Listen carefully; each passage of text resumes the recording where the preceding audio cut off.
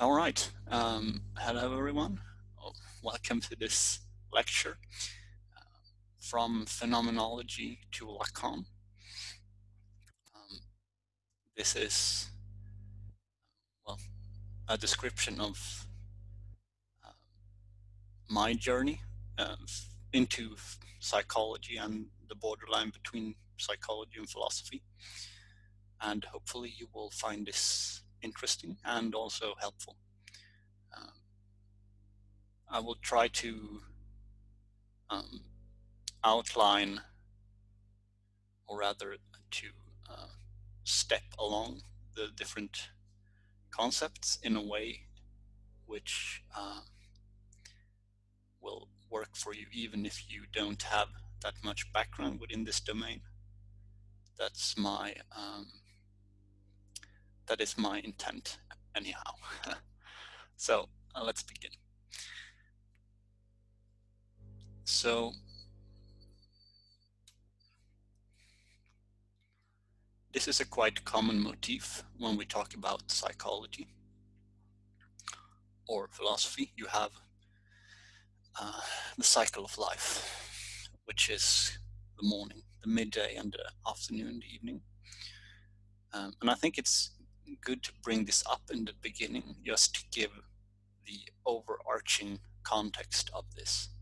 So it is my belief that in the beginning you have some type of break from a real or one into multiplicity, and then you have in the forenoon an enforced stability, and then in the midday you have this unease, and you feel like that structure which has helped you so far doesn't really carry the same weight.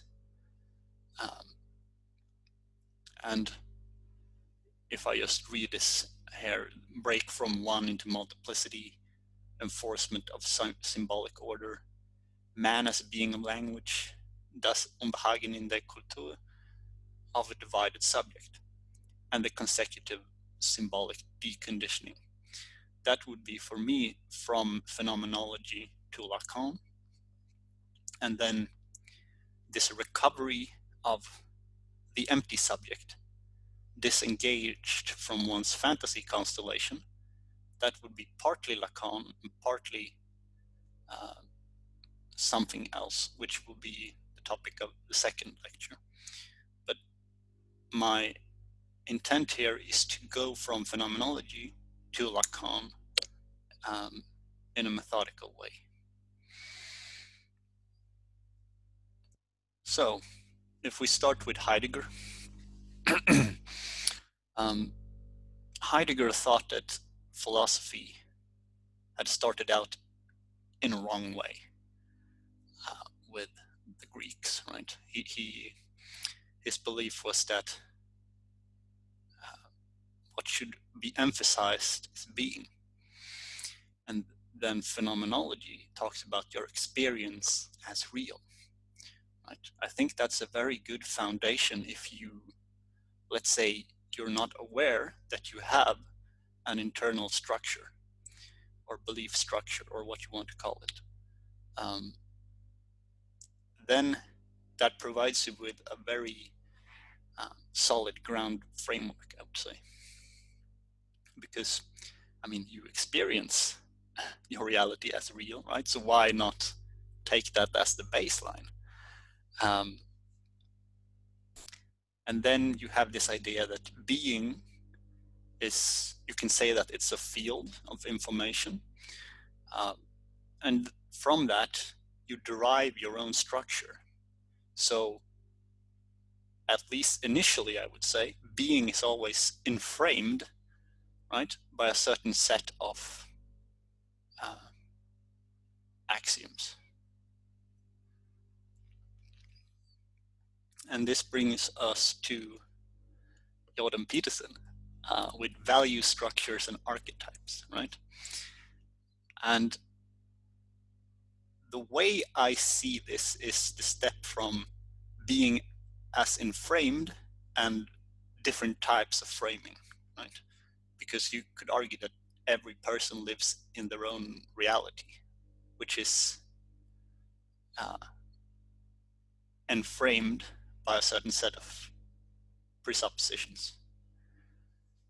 And if we think about it like this, like just a static solid structure, you begin with archetypical elements all the time, because that's like your baseline assumptions. You don't get any lower down than that from a symbolic level, from like a societal level. There are some archetypes that's always part of culture. And then those archetypes expand as you go through life. And that constitutes your belief, value, or system. And I don't think it's weird that that becomes, you become invested with that content of your psyche. So experience, knowledge, tradition, you want that to be consistent, right? Because that simplifies for you. You want to cling to that unity of those categories because they give you day-to-day, moment-to-moment stability, right? But that also means that you cling to the past, you cling to the future, you cling to the known, right? The known, which is that belief structure. And I would say that a big ego here is characterized by a closed category. And what I mean by that is, let's say you're involved in the environmental movement to a large degree, and then someone points out something that might be, well, let's say it's factually correct, but you can't allow that because your structure is determined in such a great detail by that aspect. So you can't allow your defensive wall, let's say, to go down even for a moment, because such a disintegration of your belief structure would be a descent, because it takes out a chunk, right, from that structure, and that would be perceived as a descent to the underworld, symbolically speaking. And I think that's why betrayers are the worst offenders in Dante's Inferno, because essentially what they do is that they enforce a shift, collapse of that structure. So now we've talked about a belief structure which is static, right? So I think that's the step from being into, and framed being, into different types of framings of being. And now I'd like to talk about a more dynamic system. So first, I'm going to go through very quickly some Freud and then directly into Lacan. So Freud thinks about the register of psychic life in these terms: ideal ego, ego ideal, and superego. And the ideal ego here is the way you would like to be, right? The way others should see you. And then the ego ideal is what you trying to impress with that image of yourself, right? In Lacan's terms, this would be the big other. And then the superego is that same agency, but in its punishing aspects. So these are what the registers, the categories that causes the subject to act ethically. And then if we go to Lacan here, he talks about it as imaginary, symbolic, and real, right? And it is very similar, but we start with the imaginary. So here the imaginary is your imagined interactions with other people, what you imagine they mean when they're talking to you, and also the imaginary gaze of the crowd. So what's meant by this is that when you're talking to someone, right, you don't really know what they mean when they're talking to you. You just assume, right? Because you can never really know exactly what they mean, but it's a good enough approximation, and that's when when language, you have an understanding in language, right? You say, okay, we agree upon this. So in this sense, it's a necessary illusion because you never really reach an agreement, but it's sufficient, right, between two different subjects. And then you have the symbolic, which is more the institutions, the customs, the rules, norms. It's a non-natural universe, and you're tossed into it at birth because it's partly made up by, let's say, beliefs and structures which are already dead partially. And this is the point where you observe and judge yourself from. And then you have the real, which is opposed to the imaginary symbolic. And it's very hard to approach the real as a topic. You kind of have to throw a curveball at the real in order to come at it. So what I think about as the real is a virtual reference point, which can only be seen in relationship to the insufficient symbolic structure. So it is, as Lacan says, an impossibility in reality. So what is meant by this is that the symbolic is always at fault, it's always imperfect, impotent.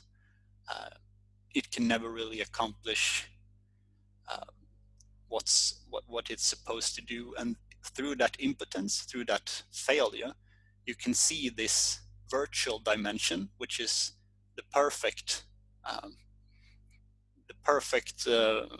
reference, the real, which can never really be synthesized into the symbolic structure.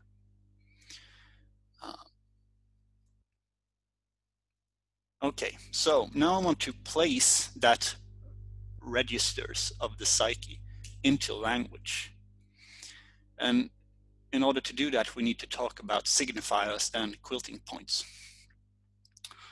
So, like I said before about the value structure, if you think about it in a more commonsensical way, it's that reality takes on unity and identity because something in reality, right? That there is already some type of meaning there, and then you integrate that as you go along with the symbolic structure as well. But this is not how Lacan thinks about history. He thinks more about it as a gray mass that the signifier has to act on. And what this means is that history has value, but not signification. And just to talk a little bit about the signifier. So a signifier can only be a signifier only can only appear as in a relationship to another signifier, and it's the chain of signifiers which produces a signified, which is not an object or thing, but the meaning of that object or thing. So I think the best example to illustrate this is that if you have a lexicon and you want to pick a word, when you find that word in the lexicon, what you see below is not that word, right? But other words which describes the word. So in that sense, you hone in on the meaning of the word through different words, right? And that relates back to what was said earlier about the imaginary, right? It's a sufficient approximation to give you the meaning of that object or thing. So the signifier has to act on reality. And there we come to what's called a quilting point. And that is an empty signifier that stops the sliding of signification within the signifier space. And it's necessarily empty. So an example of this would be freedom, for instance, in relationship to communism and capitalism. So, for instance, in communism, freedom would be freedom from capitalism, let's say. But in capitalism, it would mean free market. So you see how the empty signifier quilts the signification of the words in relationship to that, right? And that fixes the meaning as well of that network. So in the end, this perceived unity is only supported by some pure meaningless signifier without a signified. And that is what creates your own fantasy. So you have a lot of different quilting points within the signifier space. And I have this idea as well that the subject is the final master signifier, like a quilting point, because that's where the consistency streams out of, in a sense, because you're given a name which is radically contingent, but that's what's give you consistency. And then the symbolic structure quilts the rest for you. And then moving on from that is the more dynamic structure that I will talk a little more about later. But this brings up the last point here about Nietzsche. I think it was Nietzsche who said that you have to be a slave before you become a master. And if you think about it in relationship to what's presented here, then it means that the quilting points are initially fixed by the symbolic structure. But then they do and will collapse and shift around in the midday of life.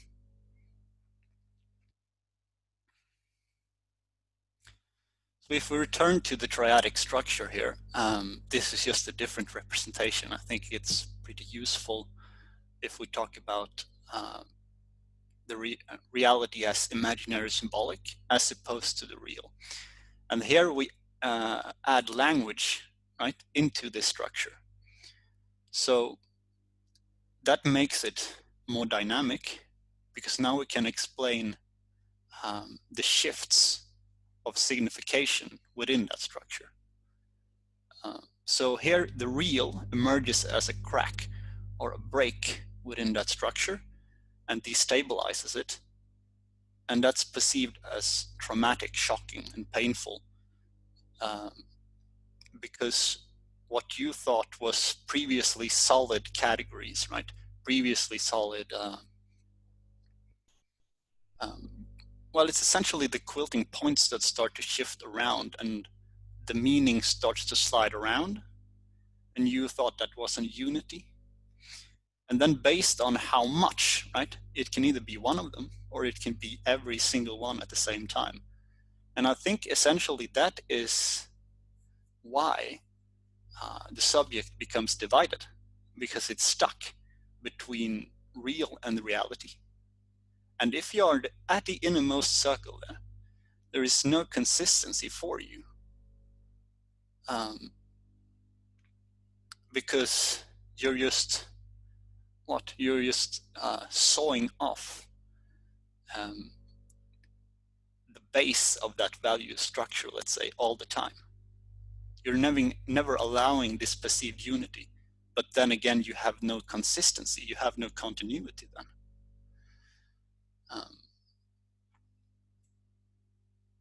Yes, so this is the same image, just a different presentation. Here I wanted to bring up Lacan again. So the interpretation of the symptom traversing the fantasy. Symptom arises when the world has failed, where the circuit of symbolic communication was broken, which is addressed to the big other supposed to perceive its meaning. Because there is no symptom without transference, subject supposed to know. The symptom implies in the field of the big other as consistent, complete. So, what does this mean? Well, that the big other doesn't exist. Well, if you want to pick apart that sentence, it's that the big other, right, as a closed, consistent totality, doesn't exist. And this means that there is no guarantee for that quilting point to be fixed in like a correct manner. And this is where the symbolic communication breaks down, because it starts to shift around. You don't have that mapping, let's say. And then the fantasy here is addressed to an inconsistent big other. And this is, I will come to that in this slide. Yes, fantasy and the hidden kernel. So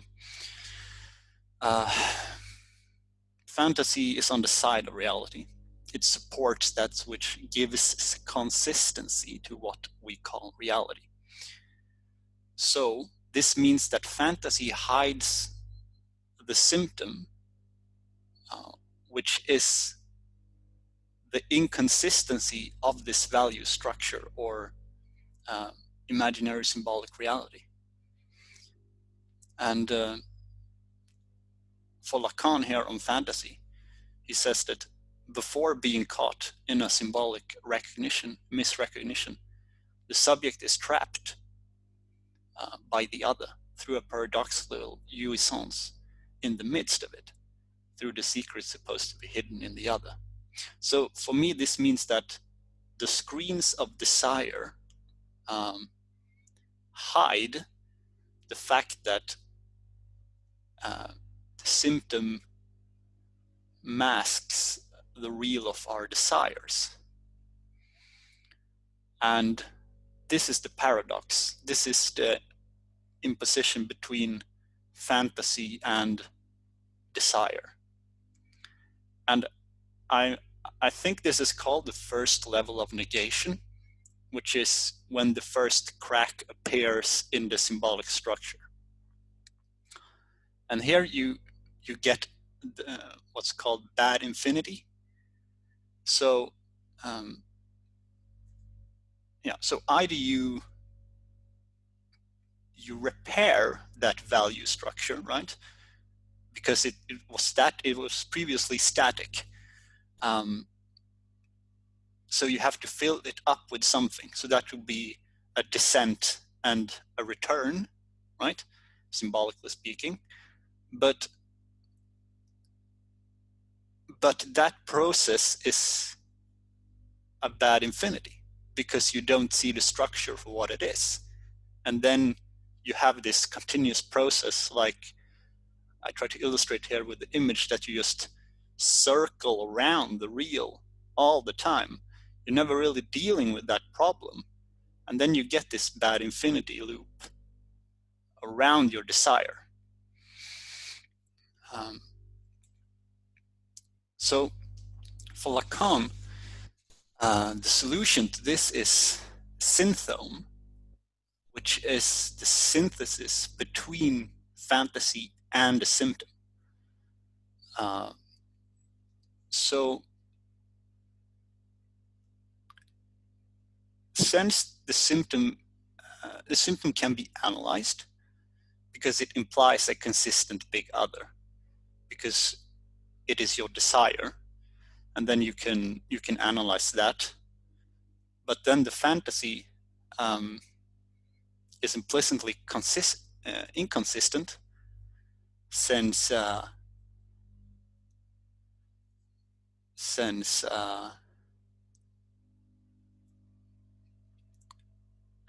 whatever is inconsistent there, you're just tossing that into the symptom. You're not really dealing with that, so it would be hard to get through to that. So that's why the saying is traverse the fantasy, interpret the symptom traversing the fantasy, because you have to get to that kernel, which is your desire.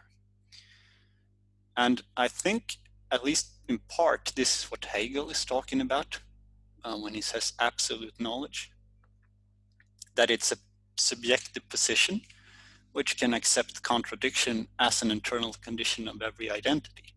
For me, this is this virtual dimension which the real opens up. So you can see that the symbolic system is never it has always this inherent contradiction of being insufficient, impotent.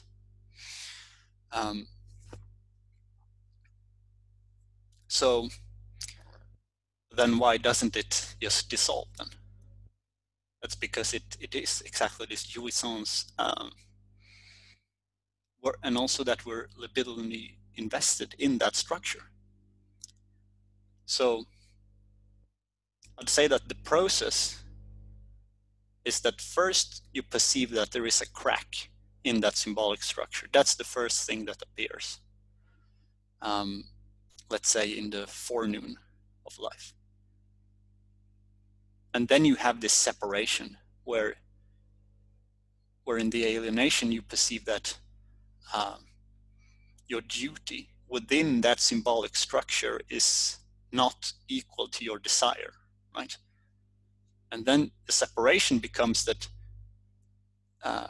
your duty will not lead to what you desire within that structure. So it becomes insufficient in that regard. And then you have to decide, what are you going to do about that? When you see that it's, let's say, it's bad infinity, you see that, you recognize the symptom, then that is, for me, when desire becomes the drive.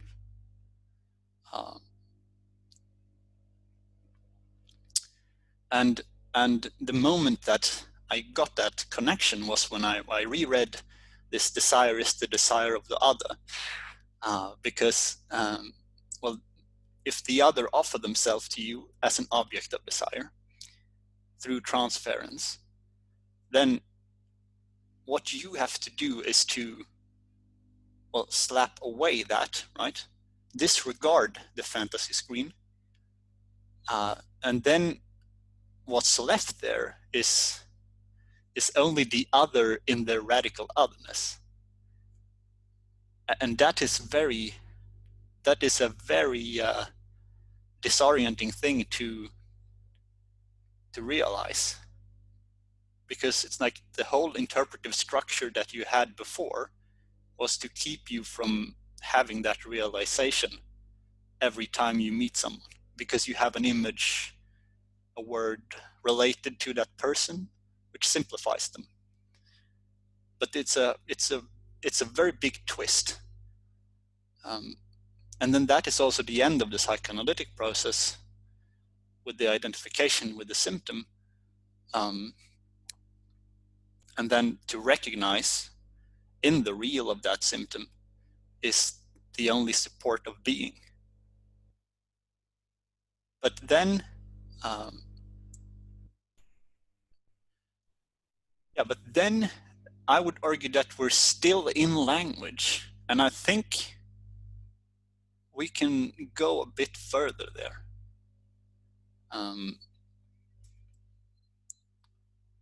But this I will take up in the next lecture here. I will now just talk a little bit about psychoanalytical ethics. So this is the law of desire, according to Lacan. The only thing which you can be guilty of is having given ground relative to your desire. So, and this is, or Freud says the same thing here, the unconscious knows no no. So this is the relationship between the real and the symbolic. The unconscious doesn't really care about your symbolic circumstances. It just wants to move straight through that, right? And that's why the return of the repressed and the return of the repressed is the same thing, because you repress it to the future, right? And if you think about it like this, you have, let's say, the subject, which is an empty subject. You have an ego, which is the small other, the imaginary ego, which is the crystallized desire of the other. And then you have like this symbolic order, which tries to push reasonable demands on you. And then you have the real, which compromises your desires, and it tries to pull that out. So you have this dynamic, and then you have to make a choice there to follow your desire or become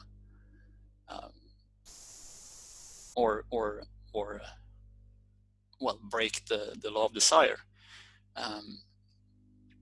And it seems to me like the end here is synthome, and a drive of the real in one's becoming. So pursuing your genuine interest uncompromisingly through the reasonable demands of the symbolic order. But then you still have to participate, right, in that structure, because it's suspending you in relationship to others, right? So I think this is kind of where Lacan ends with synthome. And then you have the death drive, which is this, I can't go on, I must go on. And that gives you the cognitive mapping, and it gives you a very strong defense against ideological possession, I would say. But it really, the deadlock is still language here. We're still in language. Yes. The subject is still in synthome, as entrapped by language. So the question is, can we do something about that? And I think you can, actually. But this I will talk about in the other lecture. Now I'll just come back to this image with it, which is the morning and evening of life, and then just try to go through this again. And hopefully this has become a bit more clear. You have this break in the beginning from real one into multiplicity, enforced symbolic stability and unity by being a being of language. And then you get this Unbehagen in the Kultur, and you of a divided subject. And then you either have this bad infinity, or you have symbolic deconditioning, which is to recover this empty subject and disengage it from the fantasy constellation. You break that relationship between desire and fantasy.